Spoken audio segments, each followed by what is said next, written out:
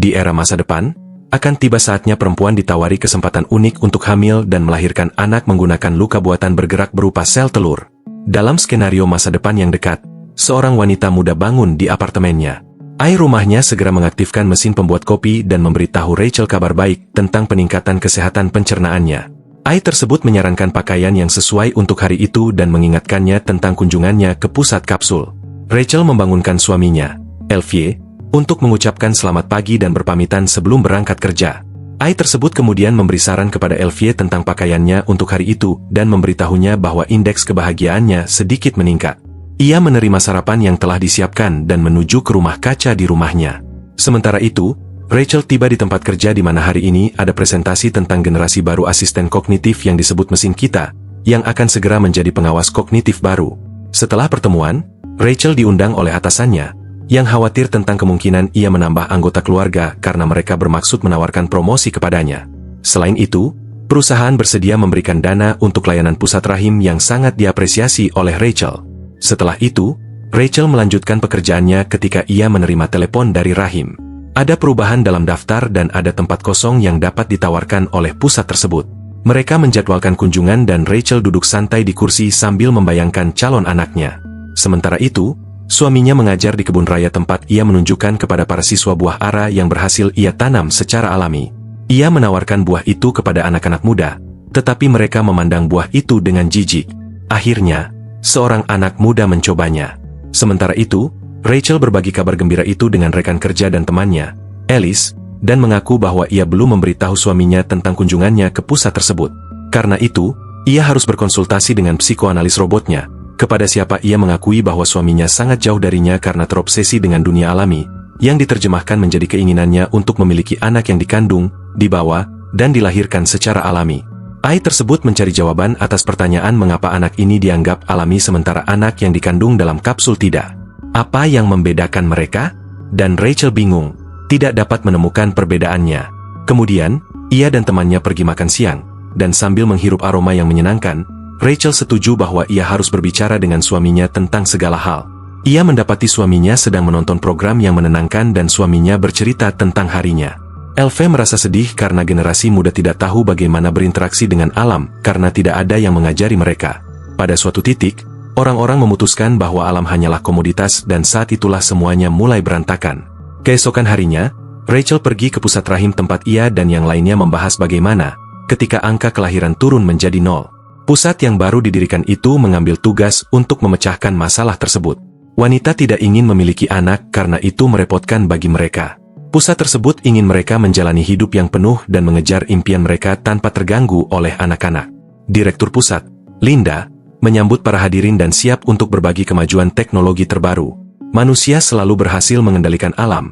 Jadi mengapa wanita tidak boleh mengendalikan persalinan? Linda memberikan tur ke pusat tersebut, menunjukkan kapsul yang dikembangkan oleh para ilmuwan tempat bayi tumbuh. Jika orang tua tidak punya waktu untuk berinteraksi, mereka selalu dapat memutar musik, buku audio, atau podcast edukatif untuk bayi. Melalui aplikasi, mereka dapat memberi makan anak dan memantau perkembangannya. Salah satu keuntungan signifikan adalah anak-anak di dalam kapsul tidak terpapar virus atau racun. Kapsul beroperasi secara otomatis selama 48 jam. Janin di dalamnya dapat mendengar segala sesuatu yang terjadi di sekitarnya. Jadi disarankan agar ibu berbicara dengan bayinya. Setelah diskusi, Linda mengingatkan Rachel tentang perlunya melakukan deposit, tetapi Rachel bermaksud untuk berbicara dengan suaminya terlebih dahulu. Sekembalinya ke rumah, ia mengakui niatnya kepada Elvie untuk memiliki anak dengan bantuan pusat rahim, yang membuat suaminya kesal. Ia tidak hanya membuat keputusan penting itu sendiri, tetapi ia juga pergi ke pusat tersebut tanpa dirinya. Rachel meminta maaf, dan pasangan itu berdamai.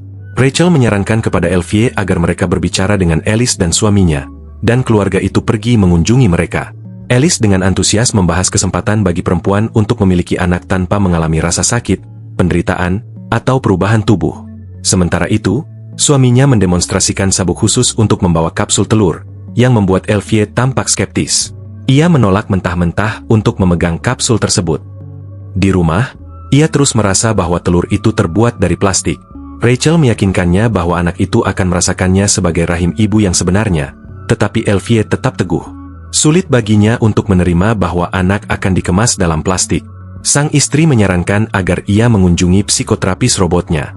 Meskipun awalnya ia tersinggung dengan saran ini, akhirnya ia memutuskan untuk pergi. Namun, setelah mendengarkan saran Ai, pria itu menyadari bahwa mereka benar-benar salah paham satu sama lain. Setelah kembali ke rumah dan membahas evolusi yang menyebabkan umat manusia menumbuhkan anak dalam kapsul, ia menyetujui usulan istrinya karena mereka memahami betapa pentingnya hal itu baginya. Keesokan harinya, mereka pergi ke pusat tersebut dan meskipun sekarang anak dapat dibuat dari bahan apapun, Rachel mengumumkan bahwa Elvie akan menjadi ayah biologisnya. Ia membiarkan alam menentukan jenis kelamin anak tersebut. Linda membawa mereka ke sebuah ruangan di mana di layar besar, calon orang tua dapat menyaksikan momen pembuahan. Kemudian, mereka dibawa sebuah wadah berisi zigot yang telah dibuahi agar mereka dapat mengaguminya. Pasangan itu kemudian memberitahu orang tua Rachel tentang acara yang akan datang. Ayah Rachel menyarankan agar Elvie menjual rumahnya di pedesaan karena mereka tidak pernah pergi ke sana. Tetapi pria itu dengan keras menentang ide tersebut. Sementara kapsul tetap berada di tengah, calon orang tua melanjutkan kehidupan mereka seperti biasa. Hari itu tiba ketika program menghubungkan Rachel ke kapsul dan meskipun belum ada yang terdengar dari dalam, dia mulai memilih musik untuk bayinya. Pada suatu saat, dia mencoba melihat bayinya, tetapi dia diberitahu bahwa bayi itu disimpan dalam kegelapan total sampai 7 minggu. Kemudian salah satu kapsul mengirimkan sinyal. Saatnya melahirkan. Meskipun semuanya telah diprogram, bayi tidak selalu lahir pada waktu yang ditentukan. Tak lama kemudian Rachel mulai mengalami mimpi aneh yang dia ceritakan kepada psikoanalisnya, tetapi Ai meyakinkannya bahwa mimpi bukanlah materi yang dapat diandalkan untuk analisis. Setelah 6 minggu kehamilan, ketika detak jantung bayi terdeteksi, Linda mengizinkan mereka membawa kapsul itu pulang. Untuk pertama kalinya, dia menunjukkan bayinya kepada mereka. Pada hari itu, Rachel menyiapkan kamar anak-anak dan Elvie membawa bibit pohon zaitun.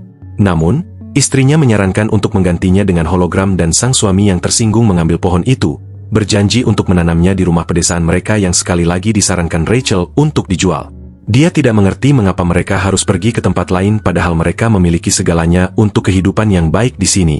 Tetapi Elvie menolak untuk membesarkan anak di antara plastik. Keesokan harinya, Rachel bertemu dengan seorang wanita hamil di kolam renang yang mengizinkannya mendengarkan gerakan bayinya, yang membuatnya sangat gembira. Di malam hari, dia memindahkan kapsul bayi ke kamar tidurnya karena mereka ingin menghabiskan waktu sebanyak mungkin dengan calon anak mereka. Namun, Elvie merasa tidak nyaman dengan keintiman saat bayi ada di dekatnya. Jadi mereka memindahkan kapsul bayi ke kamar bayi. Bayi itu segera memberi sinyal lapar dan orang tua bergegas memberi makan anak mereka. Beberapa saat kemudian, mereka melakukan tur ke pusat untuk mempersiapkan diri menjadi orang tua. Linda menunjukkan kepada calon orang tua area bermain tempat anak-anak bermain dan menjawab pertanyaan mereka. Pemerintah tidak lagi mendanai pendidikan, tetapi pusat tersebut mengajarkan pemrograman dan logika kepada anak-anak kecil. Di salah satu ruangan, anak-anak terlibat dalam kegiatan kreatif atau lebih tepatnya, komputer yang melakukan pekerjaan dan anak-anak memberikan umpan balik. Salah satu orang tua bertanya tentang mimpi yang dialami anak-anak, tetapi Linda menenangkannya. Mimpi dikecualikan dari program perkembangan janin karena tidak mengandung informasi yang berguna.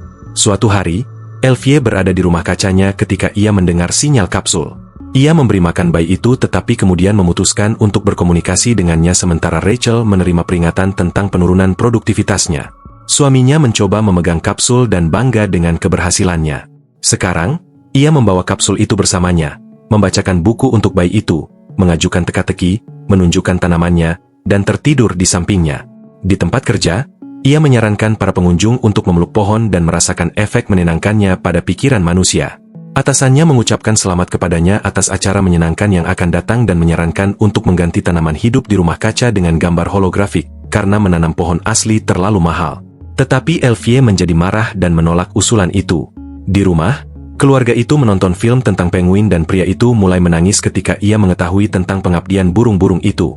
Rachel yang khawatir menyarankan untuk mengembalikan kapsul itu ke pusat seperti yang dilakukan orang tua lain. Saat itulah Elvie mengungkapkan bahwa ia membawa kapsul itu ke tempat kerja. Rachel menceritakan hal ini kepada rekan-rekannya. Dia khawatir tentang interaksi dekat suaminya dengan sel telur tersebut.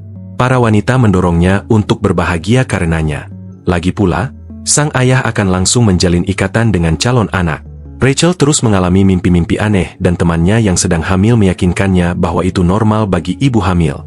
Suatu hari, Rachel bermimpi tentang dirinya dengan perut buncit dan dia menikmatinya. Wanita itu juga mulai mencurahkan seluruh perhatiannya pada kapsul tersebut, terutama setelah Ibu Elvie mengirimkan mereka sebuah buku lama tentang manfaat kedekatan orang tua. Tetapi ini mulai membuat Rachel khawatir dan pasangan itu pergi ke psikoanalis. Menemukan keseimbangan itu sulit karena semuanya berpusat pada anak. Rachel cemburu pada Elvie karena dia menghabiskan lebih banyak waktu dengan bayi daripada dirinya. Lagi pula, dialah ibunya dan seharusnya merasakan kasih sayang bayi itu. Setelah mendengarkan argumen mereka, Ai meminta izin untuk terhubung ke kapsul karena tidak dapat memihak. Keesokan harinya, Rachel membawa kapsul itu ke tempat kerja. Namun, dia berperilaku linglung, memberikan terlalu banyak perhatian pada bayi tersebut. Alice menyarankan untuk menempatkan telur tersebut di area khusus yang telah ditentukan tempat kapsul calon ibu lainnya disimpan, karena Rachel mulai menjadi ibu yang mengganggu. Kapsul Alice disimpan di tengah karena lebih nyaman baginya. Di malam hari, Rachel membawa kapsul itu, bergegas ke pusat untuk mengikuti seminar pengasuhan anak. Setelah itu Linda menyarankan untuk menitipkan bayi di area inkubasi. Keluarga itu dengan enggan menuruti permintaan tersebut. Rumah menjadi kosong, dan suami istri sama-sama merindukan kapsul mereka. Suatu hari, Rachel bermimpi tentang pantai, di mana dia berjalan dengan bayi di pelukannya.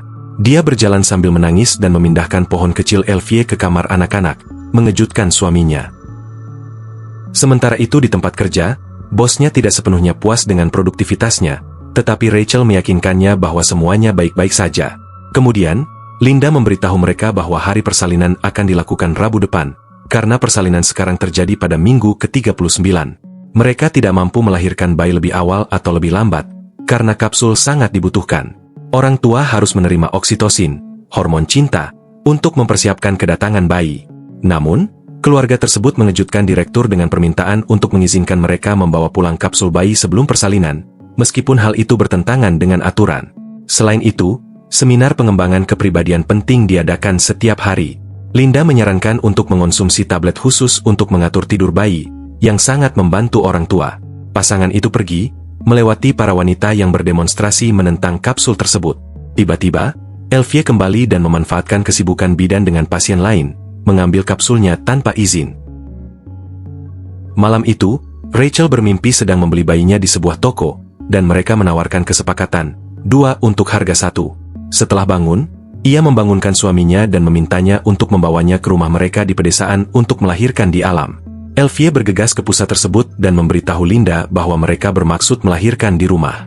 Namun, direktur sangat menentangnya. Kapsul itu sangat mahal dan mereka tidak dapat mengambil risiko, jadi mereka harus mengembalikan sel telur sesegera mungkin. Meskipun demikian, keluarga itu pergi ke rumah mereka di tepi pantai. Rachel menikmati alam sekitarnya, mulai memahami suaminya. Mereka berjalan-jalan di hutan bersama dan menanam pohon zaitun. Mereka sering duduk di tepi laut dengan kapsul tersebut sampai suatu malam kapsul itu mati.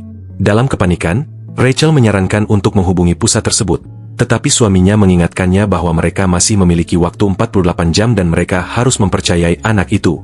Mereka terbangun karena kontraksi persalinan, sehingga harus melibatkan pengadilan, tetapi mereka tidak dapat memahami caranya, jadi Elvie mengambil palu. Ia membuka kapsul itu dan mengeluarkan bayi yang cantik dan sehat. Orang tua yang bahagia memeluknya. Pagi-pagi sekali, Rachel memasukkan kapsul itu ke dalam kotak, membawanya ke kantor pos, dan mengirimkannya kembali ke pusat tersebut.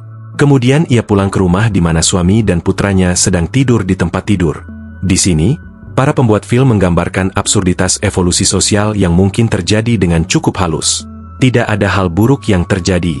Orang-orang hanya menjadi begitu malas sehingga mereka melupakan kegembiraan hidup. Mengapa harus pergi ke luar kota? Padahal Anda bisa mengunjungi taman kapsul tempat Anda berbaring dan menghirup aroma hutan. Dan mengapa harus melalui proses kehamilan yang menyakitkan dan membuat tubuh Anda stres? Lagi pula, ada kapsul ini.